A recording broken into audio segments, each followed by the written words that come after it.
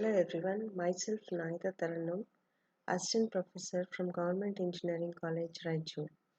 Today here I am explaining about Verilog HDL Module 2 Basic Concepts and Module and Ports.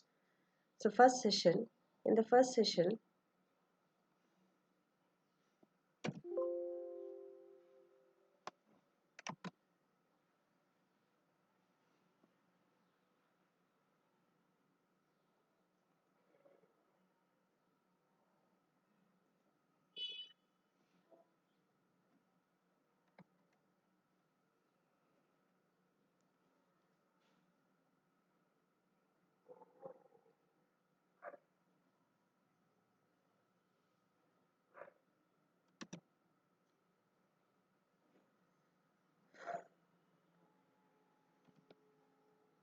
so here these are the contents where I'll be explaining about the lexical conventions, white space, comments, operators, number specifications, strings, identifiers, and keywords and escape identifiers.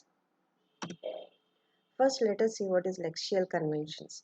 So, lexical conventions here it's nothing but wherein we will be having a one or more characters in a single token.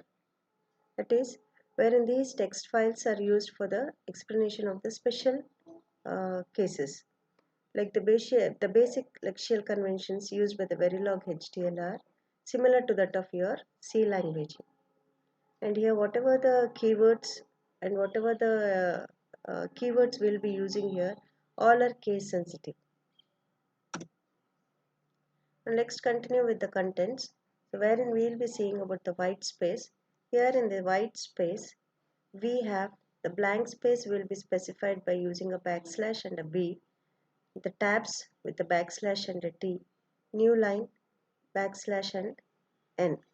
So here, wherever we get a white space, we'll be trying to ignore it in Verilog, except where in the strings it is not been ignored, and when the white space is used between the tokens for the separation.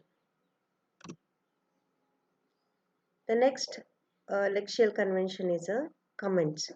So here in the comments, there are two forms to represent the comments, wherein these comments are used for the code readability and the documentation, which will make the person to clarify the code, what it is going to do, what the operation it is going to do.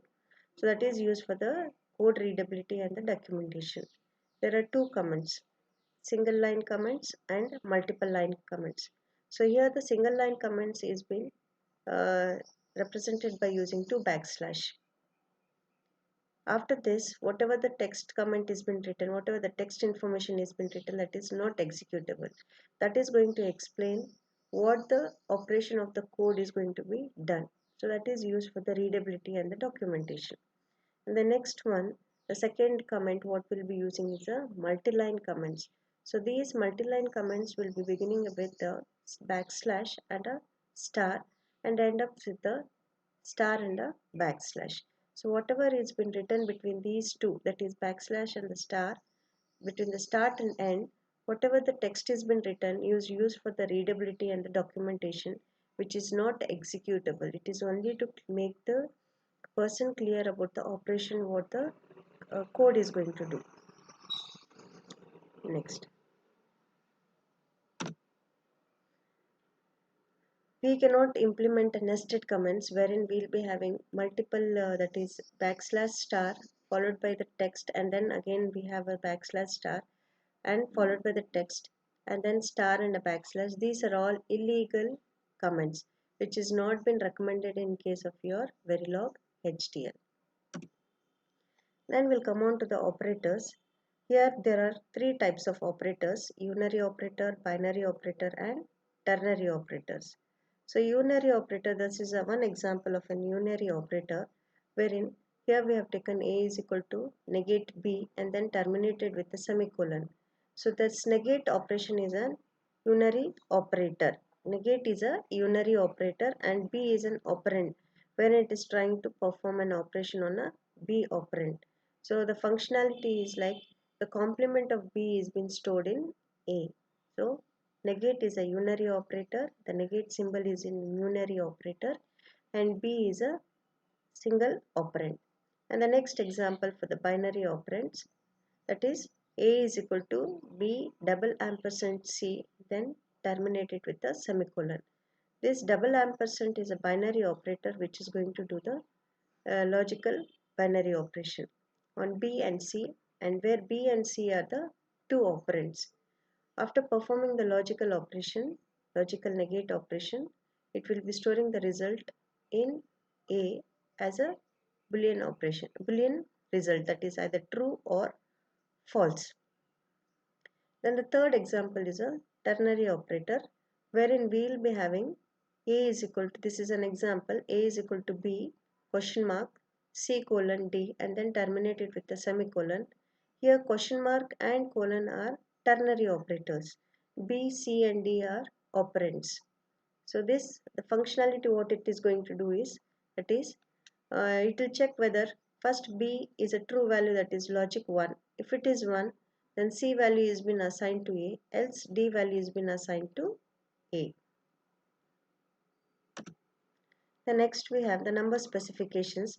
There are two types of number specifications in Verilog. That is first sized numbers and unsized numbers, and then again we have unknown and high impedance values, negative numbers also. So numbers wherein we can try to specify the numbers as binary, octal, decimal or hexadecimal formats. The negative numbers are represented in 2's complements, and then we have the numbers can be integer, real, signed and unsigned numbers. Coming on to the numbers wherein we will be seeing the sized numbers, first sized numbers.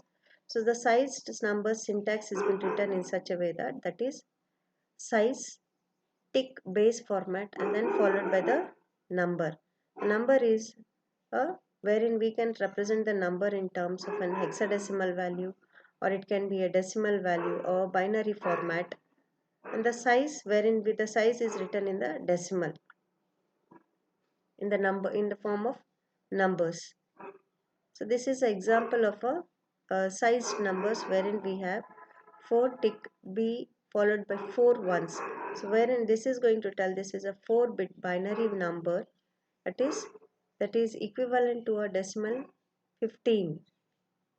And then the next example 12 tick HABC, wherein this is going to tell that is it is a 12-bit hexadecimal number A, B and C. That H stands for hexadecimal number. And then here 16 tick D 255. This is a 16-bit decimal number. The D value, the D going to represent the base format. This is a base format. 16 is a size. 16 is a size wherein it is going to tell it is a 16-bit decimal value, and the number is 255, and the format, the base format is decimal. Then going on to the next format, that is unsized numbers. It is again specified in the same format, that is wherein we'll be having the base format and the we'll be not specifying the size here. The size is not been specified. So the default base will be a decimal and the default size is 32. So these are the examples what has been given for the unsized numbers 23232. So wherein here we can see there is no base nor the size been specified as it was been specified in your sized numbers. So 2323 is going to tell it is a decimal value with a at least a default size of 32. And the next example what we have here is that is tick HABC. So tick HA, this H is going to specify the base format. So it is going to tell it is an hexadecimal value A, B, C. And this is O is going to represent an octal number, wherein it is going to tell that the number is 234. Then coming on to the next format wherein we will be having X or Z values, wherein X values are being used as, that is the lowercase x and the lowercase z. Lowercase x is used for the unknown values and the lowercase z is used for the high impedance values. These are the examples wherein it has been used for the X or Z values. So wherein 4 bits are been used in the hexadecimal values, 3 bits are been used in the octal values, and then 1 bit is used in the binary value. So here, that is example what it is telling, that is 12 tick H13X. So this is going to specify the size. 12 is going to specify it is a size of 12, and H is going to specify the base format, that it is a hexadecimal number, and 13x is going to tell it is a that is the number is 13x. So here the actual size is 12, but we are only representing the 13x. So what it is going to tell, each number is going to take a 4 bit values. So 4 values for the 4 bit values for 1, 4 bit values for 3, and 4 bit values for the x. And then this is a 6, the size is a, this next example is going to tell about a 6 is a size, and H is a base format, and all the 6 values are been filled up with X. And the next example is 32-bit Z, wherein this 32 is going to specify the size, B is going to tell the base format, that it is a binary form, and Z, it is a high impedance. All the 32 bits are been filled up with Z.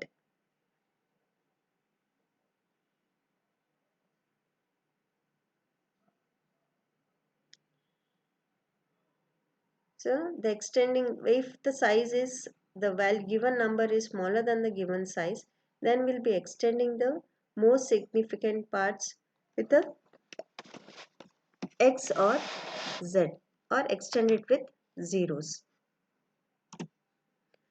The next number, we have the negative numbers. So in the negative numbers, wherein we can try to specify the number is of negative type, here will be, so that is the size, that is a minus sign is been, here you can see the example wherein the minus sign is been put before the size. We'll be specifying the minus sign, we'll be putting the minus sign before the size. So this is a size wherein it is a 6-bit value, 6, the size is 6, and the base format is decimal, and this is a number 3. And if it is been specified in this way, that is wherein this minus sign is been specified after the number or after the base format, it is been considered as an illegal negative number, and this will be stored in the 2's complement form. Next, coming on to the underscore characters and the question mark, we will be using the underscore in order to improve the readability. Here is example wherein the 12-bit binary value, where it has been separated, 4 bits has been separated with an underscore in order to improve the readability, as we will be grouping 4 bits in order to get the decimal value. So by using this underscore, it improves the readability. And the underscore is not been allowed to use in the first character. It will be considered as an illegal number. And then here wherein we have the next, that is a question mark, it is equivalent to that of high impedance. The question mark is equivalent to that of your high impedance. So this is an example wherein we have 4 binary value 1 0, 2 question marks. This 2 question marks is equivalent to 4-bit binary value 1 0 ZZ, where ZZ is nothing but a high impedance, which will be considered as a don't care value. And coming on to the strings, so strings is nothing but, as you all know, is a sequence of characters that will be trying to be enclosed between the double quotes,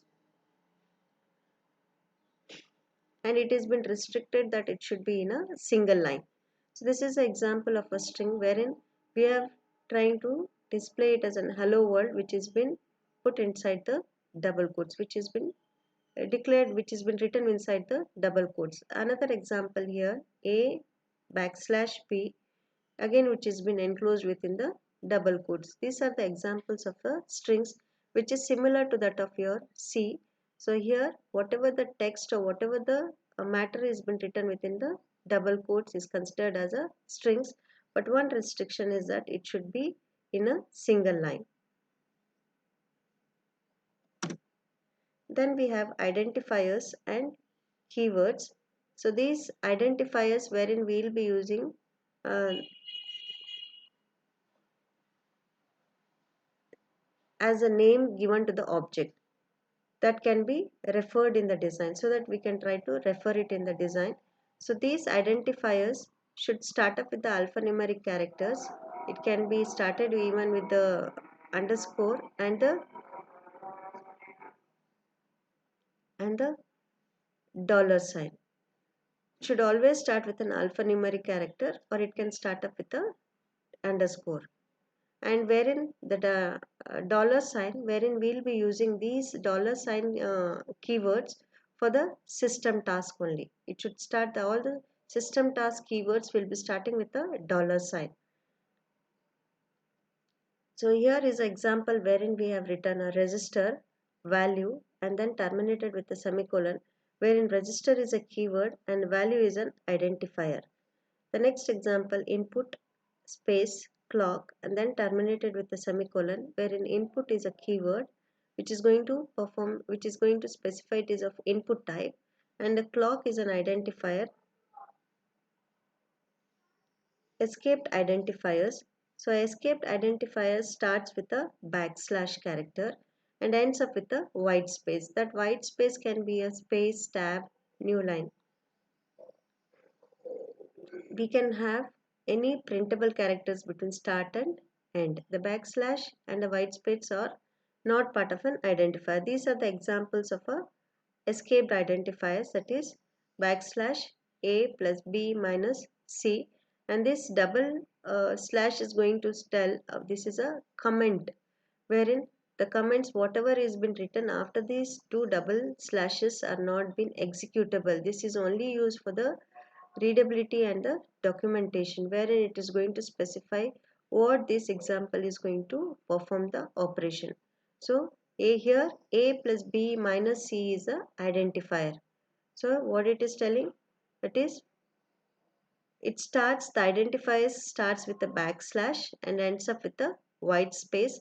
That white space can be a space, tab, new line, that can have any printable characters between start and end. So a plus b minus c is an identifier, and the same way here my underscore name is an identifier. These identifiers can be used in the modules as a module names, or the names given to the variables, etc. Thank you.